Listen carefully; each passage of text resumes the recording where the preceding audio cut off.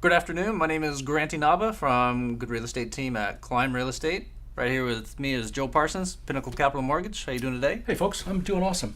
Cool. So we put this video together because we want to talk about new stuff going on the market right now, and wanted to talk about all the hot topics, all the juicy stuff, all the gossip that's happening in real estate these days in the Bay Area. A lot of cool stuff happening in Silicon Valley and San Francisco. That's where all the big dramatic news is at. Want to talk about a couple of things. Did you hear about this property in Fremont listed at $1.23 million or so, and it was a condemned house? I know there's a whole anchor fence around the thing. It was in the Chronicle, I think. Yeah, Exactly. and it Yeah. went over the asking price. I think it did actually. Yes, $1.23 million, and it was all about the land. It was actually a great location inside Fremont. It wasn't just the house; it was really the land that was really worth money. Can you believe, though, that someone would pay that much money for a condemned house? Well, I can believe it now because it's happened. You see what's happening to the prices, especially with the tech boom. You've got the median price in San Francisco is $1.6 million. I think that gets you a garage now.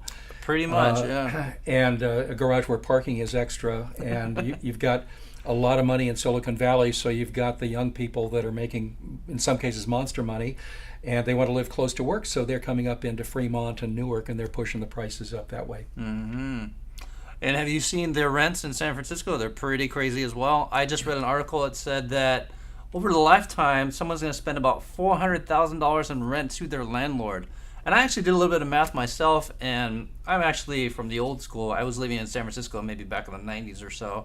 I clocked it out from when I would be living there till now, and during my lifetime, sorry. And I came to about a number of $312,000. So inflation has already given us a $400,000 benchmark that someone today is going to be spending for rent over their lifetime. And I think you had some numbers where that number was actually a conservative number. I think so. I mean, we're looking at rents, some pretty sky-high rents, and of course, a lot of that money that people pay to rents is to pay down the landlord's mortgage. So that's like when you make a mortgage payment, the part that goes to the principal to reduce the principal, that's like a forced savings account. So someone who is renting is making deposits to the landlord's savings account, Yeah. which is, thank you very much, but it would be better to go into our own pockets. Exactly, yes. And actually, I'd read another article that said that millennials these days, because millennials don't really have as much invested in their own futures, they're spending about 40% of their money, their income, every month on rent. And I couldn't believe that. That's basically half your paycheck, right? Yeah. So what is a millennial to do? What is a San Francisco renter to do? They can't go to Silicon Valley and buy a place because, well, it's just too expensive. All you're going to do is get a burned out lot or a condemned house for $1.23 million. I have seen some pretty interesting stuff happening in the market these days where actually people are making a migration outward. Have you noticed this? Yeah, we're seeing a lot of people from San Francisco going to places like Pittsburgh, Bay Point, Antioch, Pacheco, which is almost exactly 30 miles east of San Francisco. And I was visiting an open house with a realtor friend of mine. Sorry, not you. There's somebody else. I'm It's sorry. okay. There's lots of them out there. And we had probably 25 people through that house. It was a perfectly nice house in Pacheco for $580,000. And I would say out of the 25 or so people that came through, 20 of them were from San Francisco proper. Yes. And I've seen a lot of things happening in the Pittsburgh Antioch area where properties are selling in about 6 days or so, and a lot of the people offering on those properties are actually people from San Francisco. And I think what's happening is they're getting priced out of San Francisco and Silicon Valley, so they're moving outward. Nice thing, though, is that today, actually, there was some news that happened that's actually pretty interesting. There is a light rail line that connects basically Brentwood all the way to the end of the line, Pittsburgh Bay Point BART, and you can be able to take the rest of that BART line into San Francisco. So I think there's a lot of people moving out in that direction because there's now public transportation access that makes that happen. So I think it's kind of a great thing where you can actually be able to buy a house maybe if you make some compromises and change your lifestyle a little bit, but still be able to be connected to San Francisco. What do you think of that? Well, I think that people are, with the prices being where they've gone, that people are willing to make. I'm not even sure if it's compromises. I tend to think of it that it's kind of a trade-off.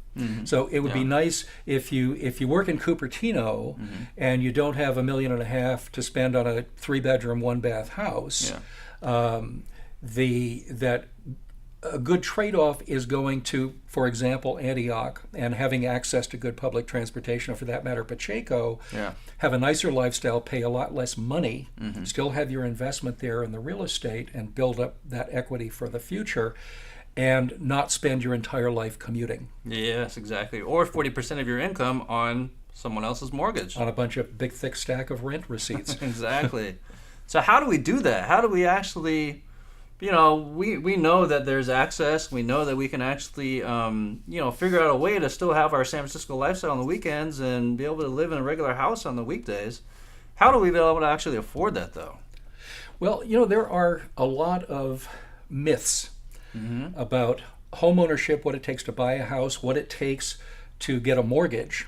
And I think that some of the most damaging of these myths are, one, that you've got to have perfect credit, because the story goes, the banks are cherry picking just the very best people out there when they decide to part with their precious cash. Well, that's simply wrong. Somebody with a credit score as low as 580 can qualify for a loan with a down payment as low as 3.5%. And it's a problem. That narrative is a problem just because so many people buy into it and they say, well, I'm not even going to try because I don't have a 750 credit score. I had a late payment to Macy's 2 months ago, so I guess that takes me out of the housing market. So people need to understand that it's a lot more accessible than they thought it was going to be, and they shouldn't believe that narrative. Another harmful myth out there is, well, you've got to have a big down payment. You've got to have 20%. And it's simply not true, because you can get a conventional loan with as little as 3%. There are down payment assistance programs that are available for first-time buyers, and a whole lot of ways for people to get into homes that don't require a massive amount of cash. Yes, you've got to have some cash to be able to buy a home, but you know what? If you're going to rent a place, you also have to have some cash.